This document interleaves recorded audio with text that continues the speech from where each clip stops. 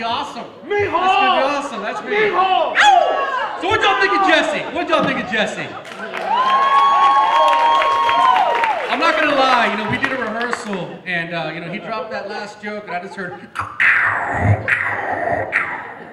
I think it's God telling us for him to pick a different closing deal, but he went with it anyway and it worked. So hey, listen, hey. Final act. Here we go. Here we go. You know, I wish this next guy, he's a good comic. He go up for some notable people. You know, all I can say is I'm just nuts over this guy, and that's really how tall he is. Ed Lemus!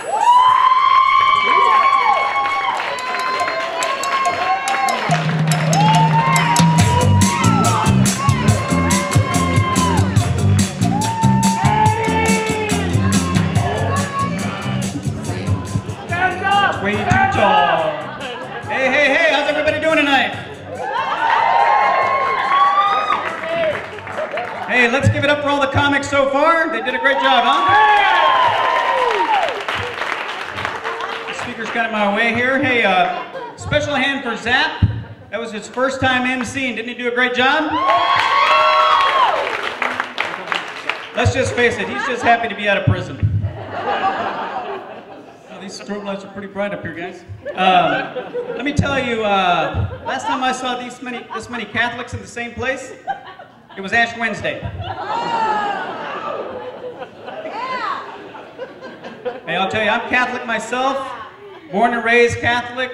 You know, went to church every day with my parents as growing up. You know, not like the rest of my friends, they were home churched.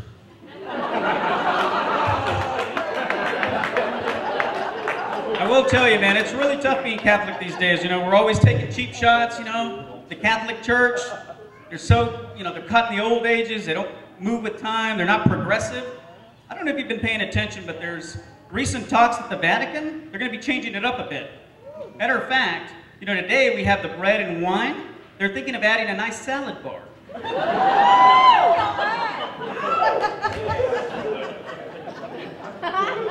And everybody's in such a hurry these days.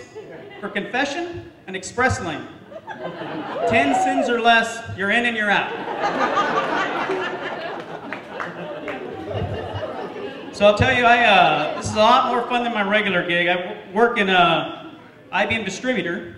As a matter of fact, most of the guys up here work for the same company. So work for an IBM computer distributor, and I'll tell you, one of the perks is they always are giving away these free shirts. You know, they have the IBM logo. Don't get ahead of me, folks. They had that IBM logo, but I had to stop wearing them because I got tired of people coming up to me and asking, hey, what does IBM stand for? Itty bitty Mexican?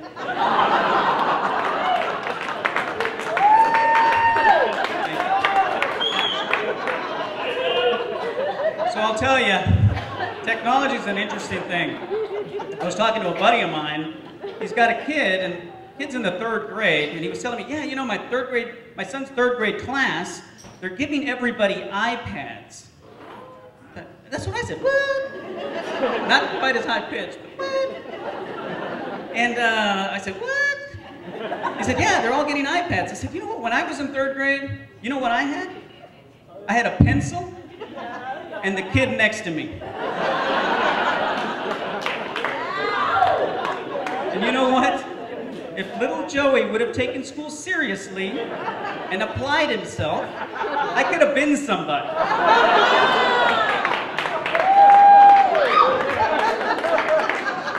I will tell you, even though I work in technology, I'm amazed by the developments on a daily basis. As an example, in advertising, the other day, this guy was telling me they've got these new advances in technology.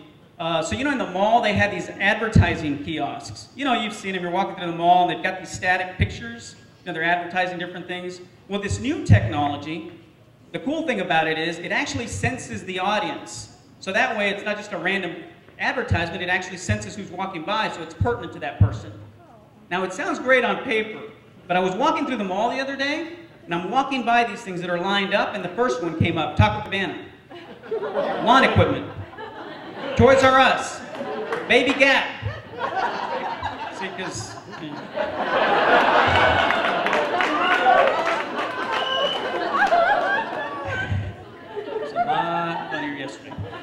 Anyway, I will tell you that even though technology's come as far as it has, I don't think it's come far enough.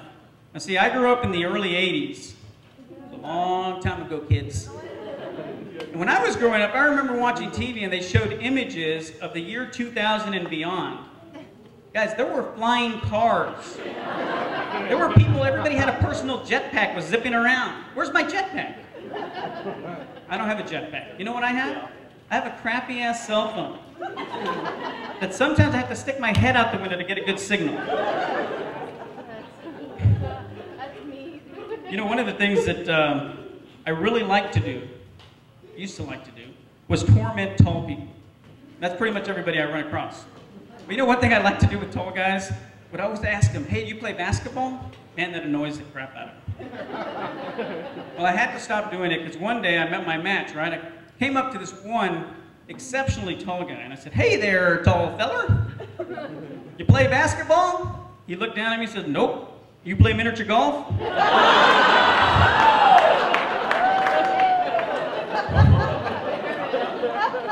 So I'll tell you that given my amazing stature, thank God for this stage, there weren't a lot of sports that I could excel at growing up, but track was a pretty decent sport that I was all right at.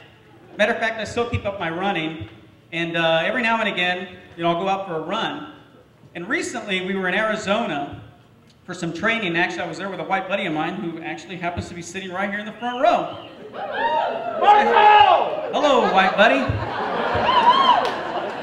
So, and my white buddy has a name. His name's Steve. So we said, hey, let's keep up our training every morning. Let's go out and run, so we don't get behind on training. That's a great idea. So my white buddy and I would go running every morning. Now, Steve's a lot faster than me.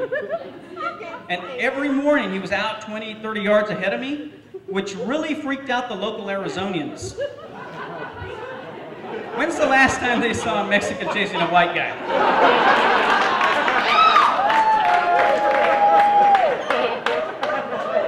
So there's a lot of talk about illegal immigration, especially with the elections right around the corner. It's starting to heat up. I'm telling you guys, it's pretty simple in my mind. You know what we ought to do? It should be like those games we played when we were kids. You'd pick out that big tree in the middle of the yard and you'd say, you know what, if you can race and get there before I catch you, you're safe. That should be the way we should treat our friends down south. If they hit American soil, you're safe. Let them stay here, for God's sakes. There's other games we played as kids, like Red Rover, let Jeffrey come over. There's a similar game that they play down by the border, but it goes, Range Rover, let Julio come over. Oh, I got some awesome. So I did grow up south, a couple of hours south of here, as a matter of fact, in a predominantly Hispanic town. I know, big shocker. But what was most shocking was that the most popular sport in high school when I was growing up was fencing. Yeah, fencing. Now, leaf blowing and edging came in a close second and third. Come on, that's it.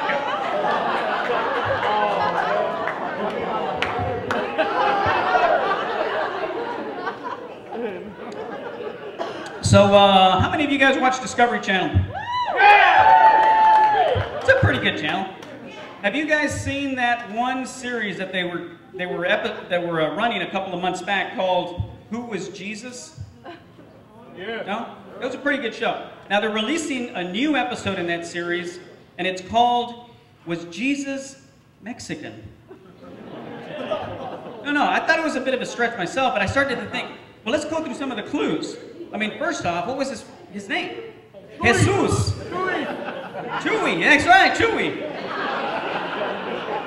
Another obvious clue, his occupation. He was a carpenter. You know what? I bet you he did some tile on the side. We also know that he showed up at a wedding with his friend, with his mother and a bunch of his friends. And I bet you they only had one invitation. That's Mexican right there. And we also know he was living with his mother into his late 20s.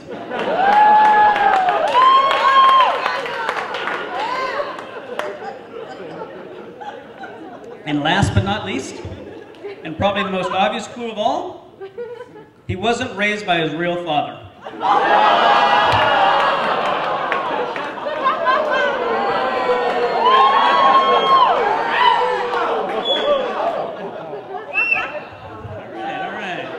Good crowd. Hey, so isn't the world supposed to end this year? December. Thank you very much. Thank you. The glass is half full there, brother. So you know, I was thumbing through the book of Revelations, and I started to get a little freaked out because I started to see all the signs coming up: floods, famine, earthquakes. The Kardashians.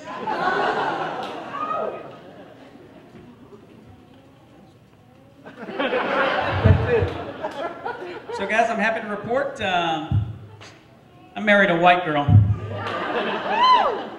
Matter of fact, she's right here in the front row. Say hi, honey.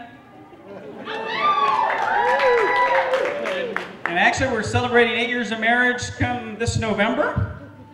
8 years. Thank you. Thank you. It's an accomplishment, people. Yeah, you know what? She finally had her prayers answered. She married a Latino. And I remember early on, she used to say, "Hey, honey, why don't you do what you Latinos do best?" So I mowed her lawn and I redid her tile.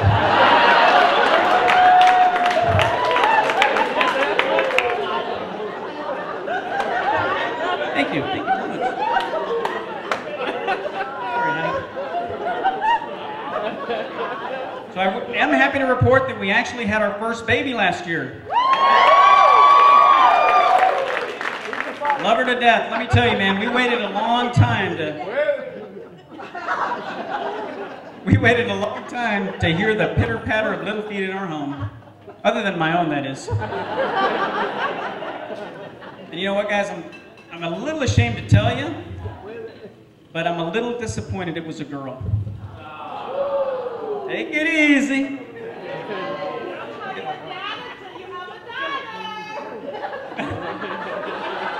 Keep on drinking, people. But I'll tell you, it's not because I didn't want a girl.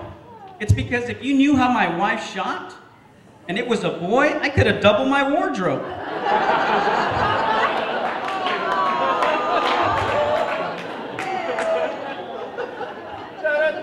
I have to feel sorry. This is comedy, people. So, you know, when you start to have children later on in life like we did, you start to use some real interesting phrases like, "We're trying to get pregnant," "We're working on getting pregnant." I think most of my entire adult life, I'm trying to avoid it, and here I am deliberately trying to make it happen. You know, in our case, we actually had to go an extra step, had to get a little help. We went the whole in vitro route. So in a few short years, I went from avoiding it at all costs to paying somebody a shitload of money to have it done for me. So, you know, late in my wife's pregnancy, they actually put her on bed rest. And man, was she pissed. You know my wife, she's the kind that can't sit still, always has to be doing things. You know the type. I'm sitting there on a Saturday morning watching TV. She comes in and says, "So, what you want to do?" I'm frickin' doing it. You know, give her a day off and she wants to fill it with crap. Said, "You put me on bed rest, I'd give my left arm for that." You know how much crap I got recorded on my DVR?